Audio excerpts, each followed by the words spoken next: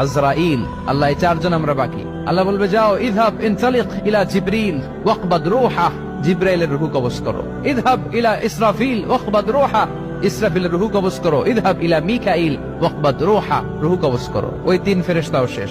এবার আল্লাহ তাআলা জিজ্ঞেস করবেন ইয়া মালাকাল মাউত আখবিরনি মাইয়াবকা, হে মালাকুল মাউত আর কে বাকি আছে বলো। মালাকুল মাউত বলবে আল্লাহ আপনার কথা মতো মানুষগুলো শেষ, জিনগুলো শেষ, ইবলিস শেষ, আমার বাকি তিন ভাই ইসরাফিল মিকাইল জিবরাইলও শেষ, শুধু আমি, শুধু আমি। আল্লাহ বলবেন কেউ নাই? মালাকুল মাউত বলবে না আল্লাহ কেউ নাই। এবার আল্লাহ তাআলা বলবেন মালাকুল মাউত তুমি তো সবাই রে মারছো, এবার তুমি মরো, এবার তুমি মরো, তুমি মরো। শোনার সাথে সাথে মালাকুল মাউতের কাঁপুনি ছুটে যাবে, খিঁচুনি এসে যাবে ভয়ে। আল্লাহ বলবেন কাঁপুনি দিয়ে তো লাভ নাই, কারণ কুল্লু নাফসিন যায়িকাতুল।